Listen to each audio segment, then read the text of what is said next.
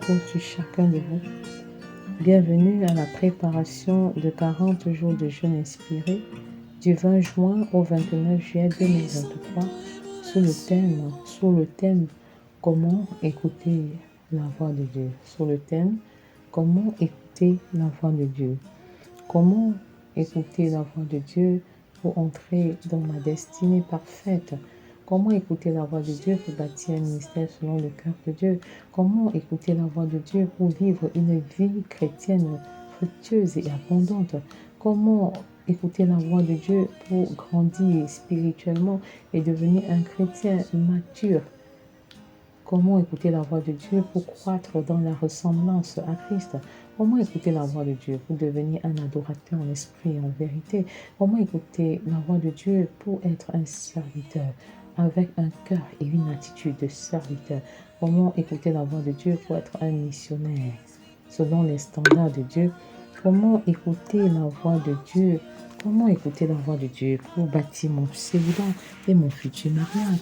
Comment écouter la voix de Dieu pour bâtir une enfance qui honore le Seigneur, pour bâtir une adolescence qui l'agrée? Comment écouter la voix de Dieu pour être la personne que Dieu veut que je sois? Comment écouter la voix de Dieu? Jour 22, comment écouter la voix de Dieu pour aimer sa femme sans condition? Comment écouter la voix de Dieu pour aimer sa femme sans condition? Alors, toi qui m'écoutes en ce moment, auditeur, cher internaute, tu es bel et bien concerné. Les femmes sont concernées en premier parce que si les maris vous aiment, vous serez très bien disposés à accomplir également votre mission. Les hommes qui sont célibataires sont très concernés parce que c'est une phase préparatoire et préventive autant pour moi, pour leur futur mariage. Les célibataires femmes également en ont fort besoin dans le sens de se préparer à choisir un mari selon le cœur de Dieu ou encore à mieux prier pour leur futur mari.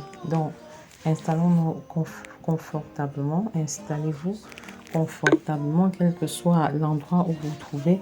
La grâce de Dieu est disponible, l'Esprit de Dieu est là, la présence de Dieu est bel et bien manifeste tout au long de ce programme.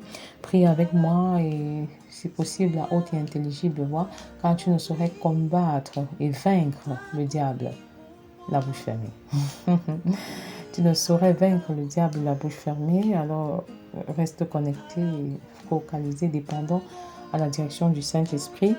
Et vraiment, tu veux lutter contre la fatigue, le sommeil, alors reste debout, fais des proclamations, fais des déclarations et avec une ferme assurance que le Seigneur nous écoute et nous exauce au-delà de notre attente.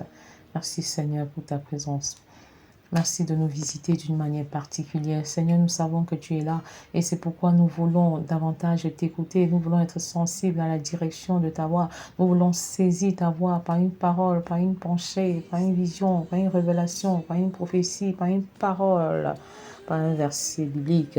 Et nous savons que tu es là, même dans le secret de nos pensées, Seigneur, même dans la pensée de notre conscience, tu nous révèles des choses. Et je refuse que tes inquiétudes n'étouffent la voix de Dieu en toi. Et je refuse que la multitude d'autres voix en toi n'étouffe la direction de la voix de Dieu en toi. Alors tu discernes clairement, parce qu'il est écrit, mes brebis entendent ma voix, est une véritable brebis de l'Éternel. Alors tu saisis sa voix. Veux-tu devenir une brebis de l'Éternel? C'est l'occasion, c'est l'opportunité qui t'est présentée, parce que si tu es un loup dans la bergerie, tu ne saurais saisir la voix du maître. Alors décide d'être la brebis, la brebis, la brebis. Et une fois que tu deviens brebis, oui, homme qui m'écoute, tu as besoin d'être brebis. Ce n'est pas parce que tu parais très fort, non. Si tu es un loup, tu n'auras pas place dans la bergerie. Est-ce que tu es une brebis? Est-ce que tu es une brebis? L'Éternel est mon berger, je ne manquerai de rien. Le Seigneur donne le pouvoir aux besoins de ses brebis. Nous pouvons aux besoins de ses brebis. Donc choisis d'être une brebis.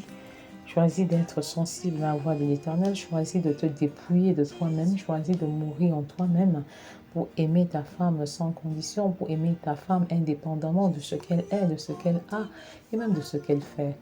Même si ta femme est infidèle, même si ta femme t'est insoumise, aime-la sans condition. Comme Christ a aimé l'Église sans condition.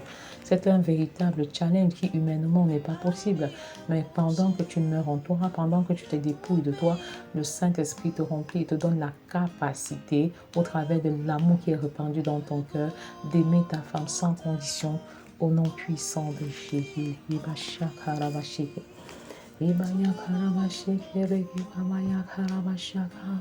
Ah oui, le Seigneur peut le révéler clairement. Oh, tu as cru que tu étais très fort et que tu pouvais bâtir tout seul et que tu n'avais pas besoin de l'équipement du Saint-Esprit. Mais tu te rends compte que depuis tu essayes, mais tu es frustré parce que tu n'arrives pas à atteindre les objectifs escomptés. Tu avances, tu t'élèves et subitement tu descends et tu tombes sous le coup de l'effet d'une maturité en dents de scie. Pendant que tu es en train d'avancer, tu deviens carrément un géant au pied d'Agile. La base n'est pas solide du tout. C'est à toi que le Seigneur s'adresse en ce moment. Soumets-toi, dépouille-toi, meurs en toi et laisse le Seigneur qui est par nature amour aimer ta femme au travers de toi, parce que humainement parlant, tu ne peux pas aimer ta femme.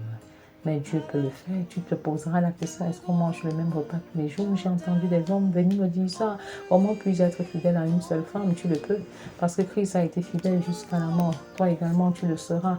Et tu auras la couronne de vie. Tu peux l'être. Tu peux l'être. Donc tu auras fait la rencontre de l'homme fidèle. Tu ne saurais, Marie, aimer sans avoir rencontré l'amour.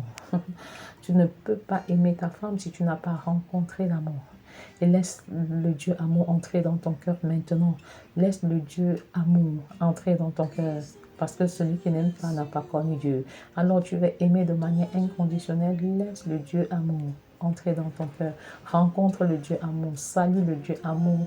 Et devenez de véritables amis.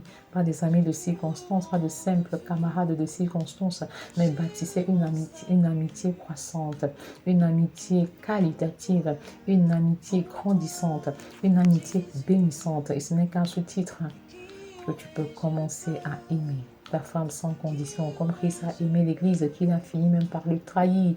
Mais malgré la trahison de l'Église, Christ a continué à aimer au point de donner sa vie à la croix pour cette même Église.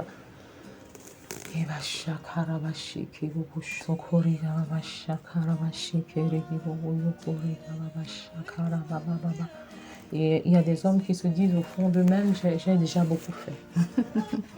J'ai déjà beaucoup fait et puis je m'arrête ici. J'attends de voir comment mon épouse va réagir. J'attends de voir comment elle va se comporter. Non, l'amour inconditionnel ne dépend pas de ce que ta femme fait, homme. L'amour inconditionnel dépend tout simplement de ton engagement à l'aimer. Et cet engagement ne dépend pas de ce qu'elle fait ou de ce qu'elle ne fait pas. Cet engagement ne dépend pas de ce qu'elle est ou ce qu'elle n'est pas. Cet engagement ne dépend pas de ce qu'elle fait ou ce qu'elle ne fait pas. Oh Seigneur, tu baptises d'amour les hommes en ce moment. Tu les baptises de la manifestation de l'amour qui est répandu dans leur cœur. Et ils démontrent cet amour non pas à l'extérieur de la maison aux femmes étrangères, mais à l'intérieur de la maison au nom puissant de Jésus. Quel que soit l'esprit qui les anime maintenant, Seigneur, je confesse que dorénavant les maris manifestent l'amour inconditionnel à l'endroit de leurs femmes. Et elles sont rajeunies. Les rides des femmes disparaissent. Elles sont plus joyeuses. Elles sont plus glorieuses. Elles sont plus efficaces même dans les travaux domestiques à cause de l'amour de leur mari manifesté, à cause de l'amour de leur mari démontré. Merci pour cette génération d'hommes attentionnés, Seigneur, pour cette génération d'hommes attentionnés qui prennent la peine d'apprécier leurs femmes quand elles sont bien habillées, quand elles sont bien coiffées, d'être attentionnées et qui se rendent compte qu'elles ne se sentent pas bien ou alors que leur menstrué aurait traîné d'un jour ou de 2 jours. Merci pour cette nouvelle génération d'hommes que tu suscites et qui sont prêts à prendre soin du corps de leurs femmes, de vêtir leurs femmes, de garantir leur sécurité financière, de fructifier leurs dons et leurs talents.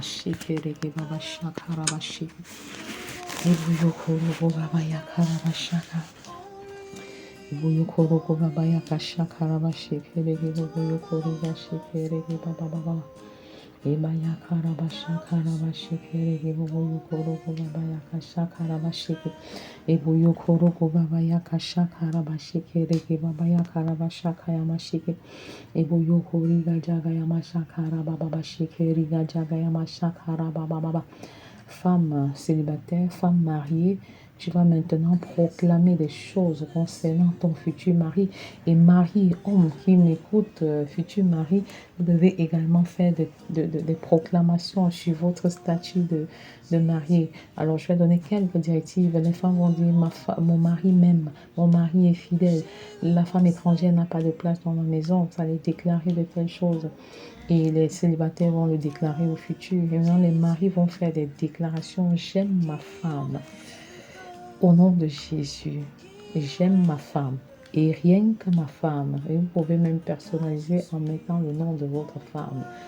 Quelqu'un peut dire, j'aime Naomi, j'aime Clarisse, j'aime Jeannette. J'aime ma femme et rien que ma femme. J'aime ma femme indépendamment de ce qu'elle est. Dis et crois en fait ce que tu dis. Et dis parce que en fait tu veux voir ces choses se réaliser. Même si ce n'est pas encore le cas, tu déclares, pas en t'amusant, mais comme étant une ferme assurance des choses que tu espères, une démonstration de celles que l'on ne voit pas. Déclare ces choses en étant également dans la dynamique de payer le prix pour véritablement les vivre et les expérimenter au quotidien. J'aime ma femme. J'aime uniquement ma femme. La femme étrangère n'a plus de place dans ma maison. La femme étrangère n'a plus sa raison d'être dans mon lit conjugal. La tisare n'a plus sa raison d'être. La maîtresse n'a plus sa raison d'être dans ma vie, dans ma maison. La concubine n'a plus sa raison d'être de quelque manière que ce soit. Oh Seigneur, j'aime ma femme indépendamment de ce qu'elle est. J'aime mon mari, j'aime mon mari. Vous pouvez également faire de telles déclarations, les femmes, ainsi que les célibataires. J'aime ma femme, indépendamment de ce qu'elle fait. J'aime ma femme, indépendamment de ce qu'elle a. Et je confesse que ce n'est que la puissance du Saint-Esprit qui peut m'aider à accomplir un tel exploit. Mes propres forces sont très limitées et je crois que la puissance de l'Éternel m'accompagne dans cette œuvre glorieuse. J'ai choisi d'aimer ma femme et personne ne peut m'en empêcher, quelles que soient les attitudes de mes soeurs et de mes belles-sœurs et qui expriment une sorte de jalousie. Seigneur, ma femme, c'est ma femme et personne ne pourra la remplacer de quelque manière que ce soit. Je fais la part des choses entre ma femme et mes soeurs. Je fais la part des choses entre ma femme et mes frères. Je fais la part des choses entre ma femme et ma mère et ma belle-mère au nom puissant de Jésus. Merci pour ce discernement parfait que tu relâches, Seigneur. Merci pour ce discernement parfait. Merci pour ce discernement parfait dans la vie des hommes, dans la vie des maris. Merci également pour ces maris qui ont compris la nécessité de donner la priorité aux soins conjugaux, aux soins domestiques. Merci, Seigneur, de les soutenir, de les fortifier. Tu fortifies les genoux languissants, tu les fortifies, Seigneur, et tu leur donnes un meilleur sens de la priorité au nom puissant de Jésus. Merci, Père, pour l'équipement des maris. Merci pour l'équipement des maris. Dorénavant, ils ont ce dont ils ont besoin parce que tu les as capacités, tu les as élevés au trône de ta grâce. Et je proclame avec les hommes, Seigneur, que c'est une nouvelle génération d'hommes qui se lèvent, une nouvelle génération d'hommes attentionnés, une nouvelle génération d'hommes qui payent le prix, Seigneur, pour bâtir leur maison dans la prière, assurer la couverture spirituelle de leur maison. Merci parce que cette génération est là. Et choisis de faire partie de cette génération. Ne sois pas en reste. Ne sois pas un reste, sois un agent de ce réveil spirituel dans les maisons, sois un catalyseur du réveil dans les familles, dans les couples, au nom puissant de Jésus. Engage-toi à payer le prix, ta récompense sera grande dans le siècle présent, mais aussi dans le siècle à venir. Le Seigneur te récompense, il récompense ceux qui le cherchent dans le secret, il récompense tes efforts, même s'ils sont invisibles, il récompense tes efforts, même si personne ne t'encourage dans ce monde physique, alors tu as les encouragements de l'Éternel. Quand bien même tu seras critiqué, tu seras critiqué par tes contemporains, par tes amis. Le plus important, c'est d'obéir à Dieu que d'obéir aux hommes. Et ça me rappelle en fait ce monsieur qui est venu me voir et qui pouvait me dire « Ah, j'aide tellement ma femme, je puise de l'eau à la maison, je fais des achats à la maison, je fais la lessive. » Mais parfois, elle m'envoie acheter un simple cube de 10 francs à la boutique et j'ai comme l'impression que c'est tellement irrespectueux. Et je lui ai fait savoir qu'en fait, quand Jésus lavait les pieds de ses disciples, naturellement, les gens devaient se moquer de lui. Et donc, le plus important, c'est d'obéir à Dieu et non aux hommes.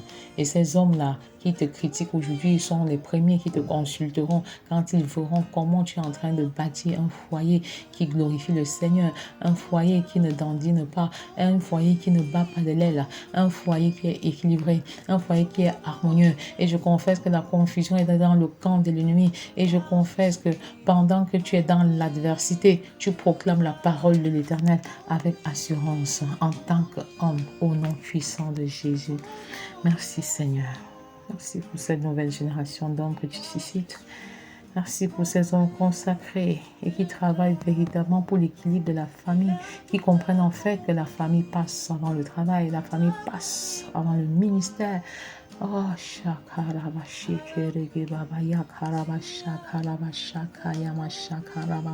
tu fais les dépôts dans les cœurs des maris maintenant. Tu fais les dépôts dans les cœurs des futurs maris. En ce moment même, Seigneur, tu déposes des convictions.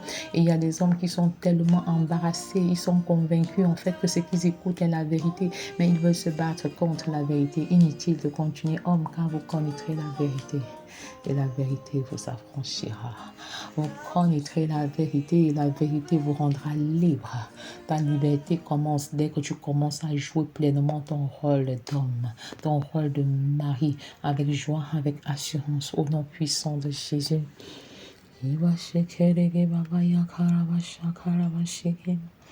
Eboyokoro baba yaka shakara bashakaya mashike.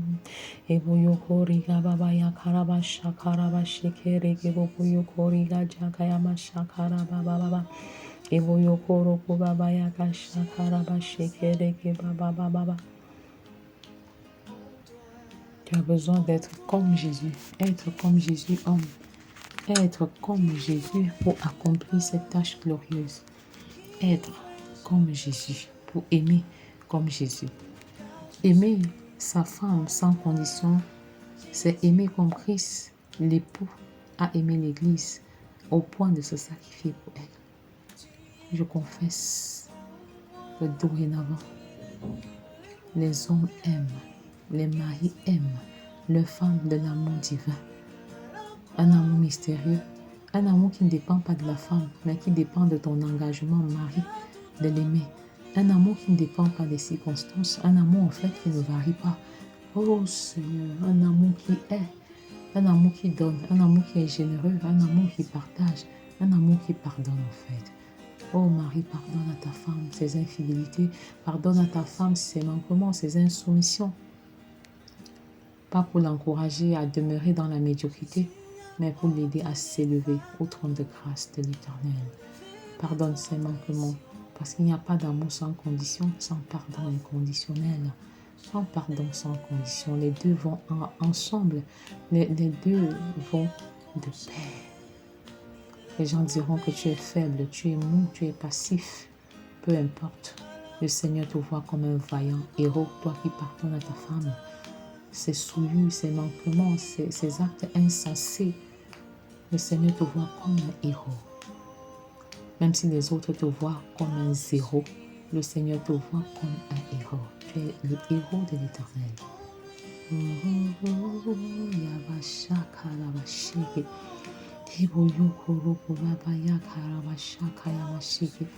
Tu es un héros de l'Éternel parce que tu aimes sans condition ta femme, parce que tu pardonnes ta femme sans condition, parce que tu l'acceptes telle qu'elle est.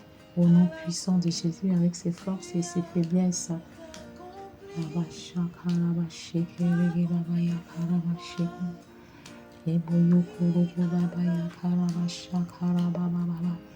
y a des gens qui se disent en eux, mais quel est le fondement biblique d'une telle chose? Pourquoi devrais-je faire cela? Mais écoute ceci. Mais Dieu prouve son amour envers nous en ce que, lorsque nous étions encore des pécheurs, Christ est mort pour nous. Le Romains 5, verset 8. Christ est mort pour nous quand nous étions mauvais, désagréables, méchants, pécheurs. Dieu est mort pour nous quand nous étions dans la boue.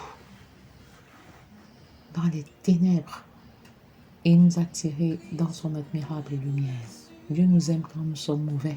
Et en tant qu'imitateurs de Jésus qui nous aime quand nous sommes désagréables, nous avons la lourde responsabilité d'aimer, d'aimer, d'aimer quand l'autre est désagréable. Homme, mari, futur mari, tu as la responsabilité d'aimer ta femme quand elle est désagréable, parce qu'elle est ta femme et parce que Christ t'a montré le modèle d'amour.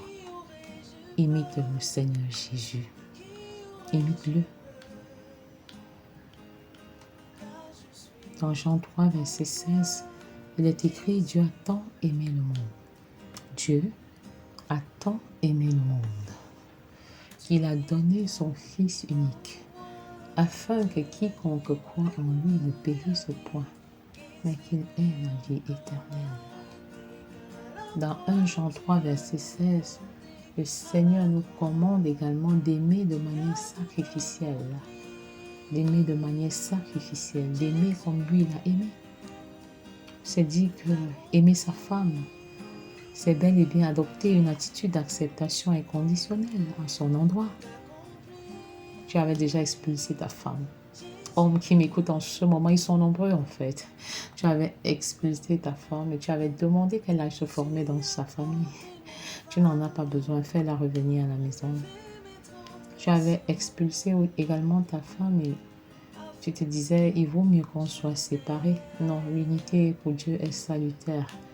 Même si vous voulez réfléchir pour un temps, restez d'abord ensemble sous le même toit. Aimer sa femme. Aimer sa femme. Aimer sa femme est sacrificiel et volontaire. C'est un acte de votre volonté. C'est un engagement. Vous avez fait un choix. Soyez conséquent. Vous avez fait un choix. Assumez votre choix. Cela démontre que vous êtes un homme responsable. Mais ne démissionnez pas toutes les fois où votre femme est désagréable. Assumez. Elle n'est pas votre femme simplement quand elle prépare ce qui est bon à manger. Elle n'est pas seulement votre femme quand elle fait ce qui est bien, de bons repas, quand elle est sexuellement disponible. Non. Elle est aussi votre femme dans les situations difficiles. C'est pourquoi la dépendance au Saint-Esprit est très importante. Et je voudrais que tu cries maintenant, homme, en déclarant que Seigneur, je suis fatigué. Seigneur, je suis épuisé. Seigneur, je n'en peux plus. Je n'en peux plus.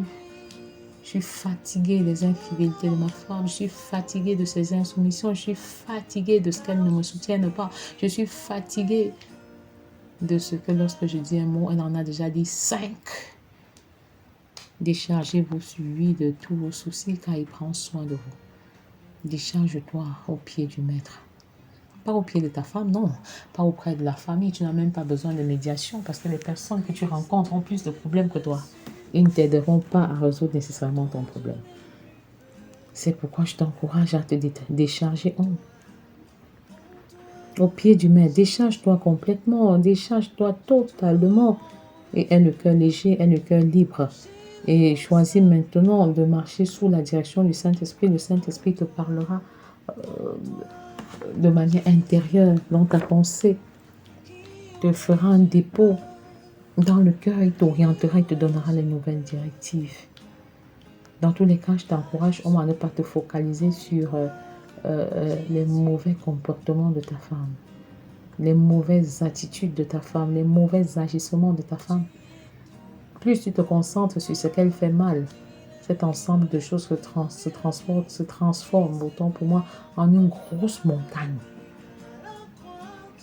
Une grosse montagne, une montagne de glace, un grand mur de séparation entre vous et elle. Et c'est un véritable problème. Je t'encourage à marcher selon la vision de Dieu. Parce que même si ta femme est désagréable, Dieu l'aime. Et si Dieu aime une femme qui est désagréable, ta femme qui est désagréable, combien de fois toi? Donc choisis d'aimer ta femme comme un acte de ta volonté. Choisis d'aimer ta femme. Malgré ce qu'elle fait, c'est choisir la forme de l'amour la plus pure et la plus profonde en fait. un amour que Dieu seul peut manifester, en fait, peut répandre dans notre cœur. Il l'a même déjà fait dans ton cœur, homme. Et tu as la responsabilité de manifester cet amour qui est déjà enfoui au fond de toi. Et c'est quand tu manifestes cet amour, quand ta femme est désagréable, qu'on peut voir en fait jusqu'où tu l'aimes, jusqu'où vous l'aimez, jusqu'où vous êtes prêt à l'accepter telle qu'elle est. C'est une véritable dimension de l'amour qui honore Dieu. Ce dont Dieu aimait, c'est mourir. Aimer, c'est mourir. Mais c'est mourir dans ses propres intérêts pour naître ou renaître dans les intérêts de sa femme. Mais parce que mourir simplement, c'est une sorte de démission, de résignation et même d'abandon. Il faut mourir en soi, homme, et renaître dans le bonheur de votre femme. Ça fera toute la différence. Et vous ne pouvez pas, en tant que mari, en tant qu'homme, chercher vos intérêts et ceux de votre femme de manière prioritaire. On ne saurait poursuivre deux lièvres à la fois. Il est donc question de donner la priorité aux intérêts de ta femme. Si tu cherches prioritairement les intérêts de ta femme, Dieu prendra soin de toi. Parce que l'une des questions que les hommes posent, c'est que vraiment, si moi je recherche les intérêts de ma femme et en retour elle ne recherche pas mes propres intérêts, je serai le meilleur perdant. Oui, mais en fait, avec Dieu, c'est le qui perd gagne. On parle du gain par la perte. C'est alors quand tu crois que tu as perdu que tu as véritablement gagné. Il faut choisir de perdre aux yeux des hommes. Choisissez de perdre aux yeux des hommes pour gagner aux yeux de Dieu. C'est le qui perd gagne. Si tu aimes ta femme prioritairement et qu'en retour, elle t'aime aussi prioritairement, waouh, gloire à Dieu. Mais si jamais ce n'est pas le cas, n'abandonne pas. Ne baisse pas les bras parce que le Seigneur voit ce que tu es en train de faire et il vaut mieux persévérer jusqu'à la fin. Parce que la fin de toute chose vaut mieux que son commencement. La fin de toute chose vaut mieux que son commencement. Donc, femme, sois sensible à l'amour de ton mari. Sois sensible à l'amour de ton mari. Mari, aime ta femme. Mari, aimez vos femmes comme Christ a aimé l'Église, dans le but de la sanctifier et de la présenter à Dieu sans tache ni ride le dernier jour. Il ne faut pas que le Seigneur vienne trouver une femme ridée parce que vous n'avez pas su prendre soin de son corps. Vous n'avez pas su la nourrir physiquement ou la nourrir spirituellement parce que vous avez cette double responsabilité. Alors je t'encourage, homme, à aller vers ta femme maintenant et lui demander ce que vous pouvez faire pour démontrer un amour inconditionnel. C'est un exercice, hein? Il n'est pas optionnel, il faut le faire. Allez vers vos femmes, mari. Va vers ta femme et demande-lui ce que tu peux faire, l'action que tu peux poser pour lui démontrer que tu l'aimes sans condition. Et sois dans la disposition du cœur de faire ce qu'elle va te demander sans te compromettre et surtout en glorifiant Dieu au travers de ce que tu vas poser comme action.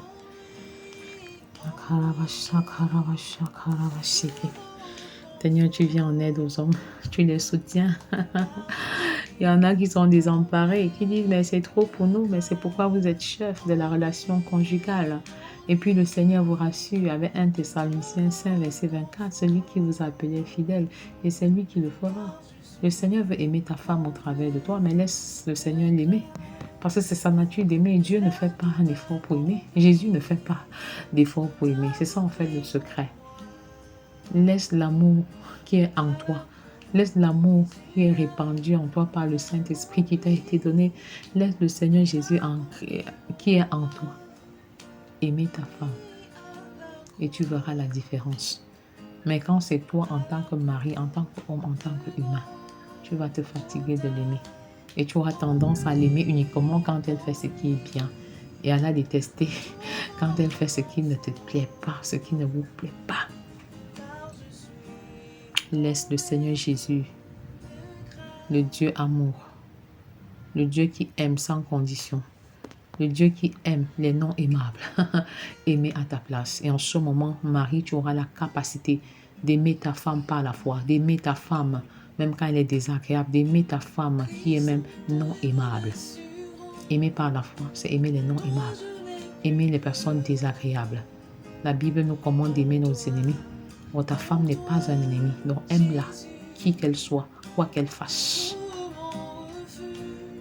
Au nom puissant de Jésus, merci pour ce que tu as accompli dans les familles. Merci pour ta restauration dans les couples. Merci pour ces couples que tu es en train de bâtir, seconde après seconde, tiers après tiers, heure après heure. Seigneur, en ce 22e jour de préparation, nous te bénissons infiniment, Seigneur, pour la restauration dans les foyers, pour l'unité dans les foyers. Merci pour ces hommes qui se lèvent et qui font le premier pas de la réconciliation, de la réparation, de l'amour par la foi. Aimer les personnes désagréables, aimer les personnes par la foi, aimer les non-aimants. Et la gloire revienne à l'Éternel qui nous accompagne dans cette entreprise glorieuse.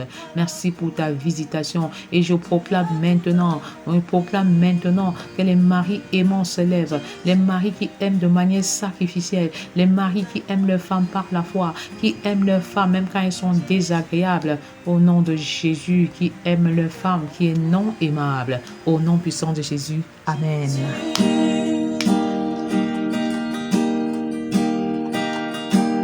Jésus a ôté mes fardeaux, enlevé mes transgressions, afin que je n'ai plus à m'y accrocher. Il a tout payé pour moi à la croix de Golgotha. En lui, je trouve confort, car je suis comblé de grâce. En lui, je trouve confort, car je suis comblé de grâce. Il a tout accompli pour moi. À la croix, Jésus a tout accompli pour moi. Oui, à la croix de Golgotha. En lui, je trouve